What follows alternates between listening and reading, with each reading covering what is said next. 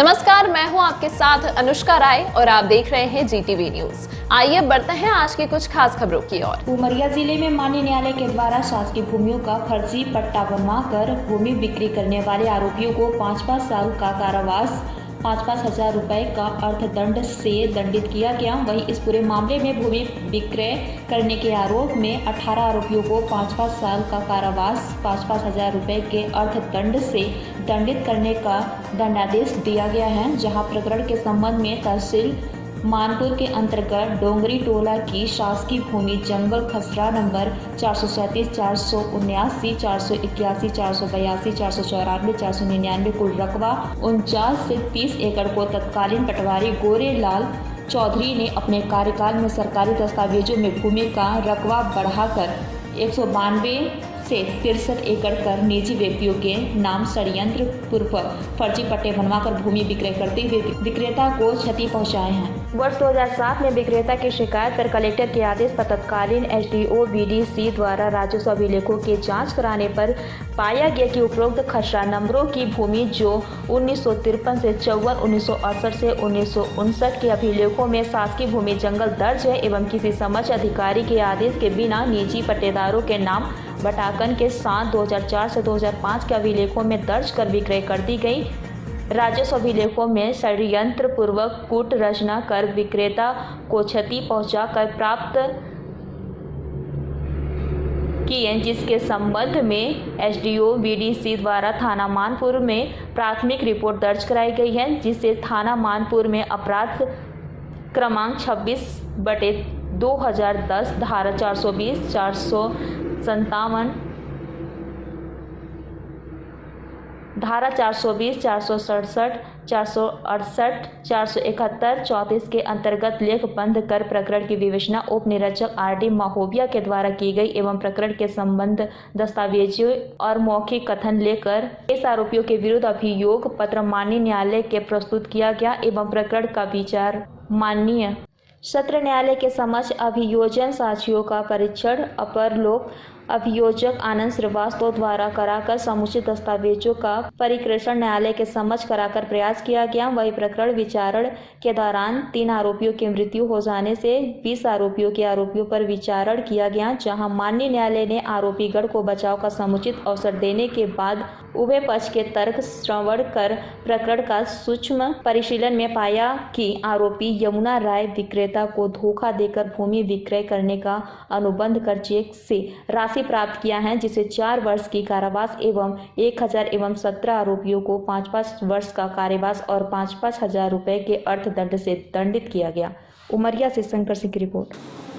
ये मामला जो है 2007 में जिसने ज़मीन खरीदा था उसने शायद शिकायत किया था कलेक्टर साहब के पास कि साहब जितनी ज़मीन मैं खरीदा उतनी ज़मीन मौके पर मुझे प्राप्त नहीं हो रही है। तो कलेक्टर साहब ने उसकी शिकायत पर से तत्कालीन एसडीओ बीडी सिंह रहे, उनको निर्देशित किए कि इस संबंध में राजस्व अभिलेखों का जांच पड़ताल करिए, ये मसला क्या है। तो एसडीओ साहब ने पूरे राजस्व अभिलेखों का जांच करवाया और उसमें ये पाया कि डोंगरी टोला की जो शासकीय भूमि थी 437 नंबर, 479, 482 और ये ज़मीन शासकीय भूमि थी जो कि 49 एकड़ करीब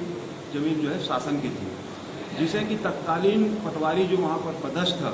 गोरेलाल चौधरी, उसने उस ज़मीन को रकबे में बढ़ोतरी करके हर खसरा नंबर के क्षेत्रफल को बढ़ा करके कुल 192 एकड़ बना लिया और विभिन्न लोगों के नाम से पट्टे बना करके षड्यंत्र पूर्वक भूमस्वामी बना दिया और उस ज़मीन को बिक्री करवा दिया, जिसमें कि कुल मैंने जब जांच आई तो बीडी सिंह ने इसकी शिकायत जो है थाना में किया और उस पर से प्रथम सूचना रिपोर्ट दर्ज की गई और मामले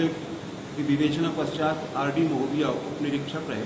उनके द्वारा मामला न्यायालय में प्रस्तुत किया गया। इसमें 23 आरोपी थे, जिसमें गोरेलाल की मृत्यु हो गई, 2 आरोपियों की मृत्यु हो गई, 3 आरोपी इसमें खत्म हो गए। कुल 20 आरोपियों के खिलाफ जो है मामला निर्णित हुआ, जिसमें 2 आरोपी निर्दोष साबित हुए, लेकिन 18 आरोपियों को माननीय सत्र न्यायालय से